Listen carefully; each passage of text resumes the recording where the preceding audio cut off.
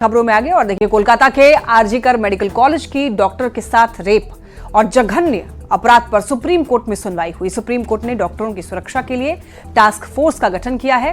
Court ने राज्य सरकार के वकील से पूछा है कि घटना के बाद प्रिंसिपल ने इसे सुसाइड क्यों बताया। कोर्ट ने सीबीआई से 22 अगस्त तक स्टेटस रिपोर्ट और राज्य सरकार से घटना की रिपोर्ट मांगी है। सीजेआई ने डॉक्टरों से भी काम पर लौटने की अपील की है। रेप कांड पर सुप्रीम कोर्ट सख्त।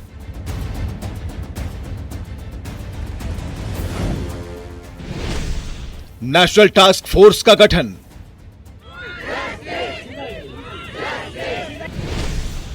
राज्य सरकार से घटना की रिपोर्ट तलब। कोलकाता रेप और मर्डर केस में सुप्रीम कोर्ट ने सुनवाई के दौरान सख्त टिप्पणी की। कोर्ट ने अस्पताल की भूमिका पर सवाल उठाते हुए एफआईआर में हुई देरी पर सवाल खड़े किए। कोर्ट ने कहा कि जब डॉक्टर के पेरेंट्स नहीं थे तो यह जिम्मेदारी अस्पताल की थी। कोर्ट ने कहा कि यह केवल एक अस्पताल में रेप का मामला नहीं बल्कि डॉक्टर्स की सुरक्षा का सवाल है। कोर्ट ने डॉक्टर्स की सुरक्षा के लिए नेशनल टास्क फोर्स के गठन का आदेश दिया। कमेटी में vice admiral R K Sareen, doctor D Nageshwar Reddy, doctor M Srinivas, doctor Pratima Murthy, doctor Govardhan Dattapuri, doctor Saumitra Rawat, professor Anita Saxena, professor Pallavi Sapre, doctor Padma Srivastava शामिल हैं। इनके अलावा केंद्रीय कैबिनेट सचिव, केंद्रीय गृह सचिव, केंद्रीय स्वास्थ्य सचिव, नेशनल मेडिसिन कमीशन के अध्यक्ष और नेशनल बोर्ड ऑफ एग्जामिनेशंस के अध्यक्ष को शामिल किया गया है। टास्क फोर्स सुप्रीम कोर्ट की निगरानी में काम करेगा। एनटीएफ देश भर में डॉक्टरों की सुरक्षा के लिए सुझाव देगा। कोर्ट ने 3 हफ्ते में कमेटी से रिपोर्ट मांगी है। इस दौरान शीर्ष अदालत ने बंगाल सरकार और अस्पताल प्रशासन पर तीखी टिप्पणी की।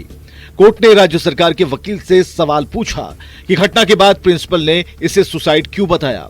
कोर्ट ने मामले की जांच कर रही सीबीआई से 22 अगस्त तक स्टेटस रिपोर्ट देने को कहा है। साथ ही 3 महीने में जांच पूरी कर रिपोर्ट सौंपने का आदेश दिया।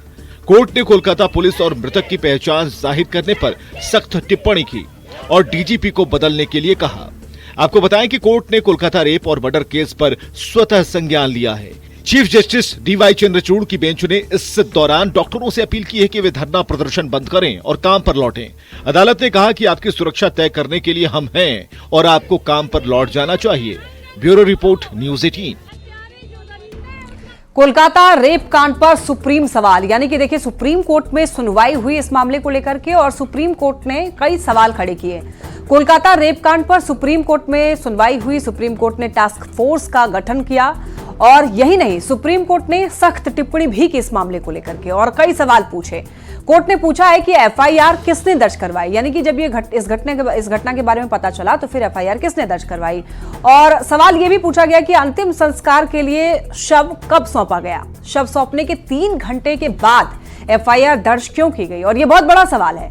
एफआईआर दर्ज करने में देरी क्यों हुई, यह भी सवाल पूछा गया। और उसके बाद सुप्रीम कोर्ट ने यह भी पूछा है कि क्राइम सीन प्रोटेक्ट आखिर क्यों नहीं की गई।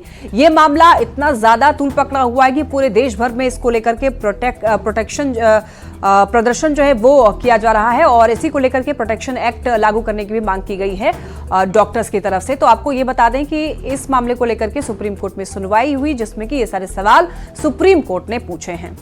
और चलिए, यहां पर वक्त हो चला है एक छोटे से ब्रेक का। आप देखते रहिए न्यूज़ 18।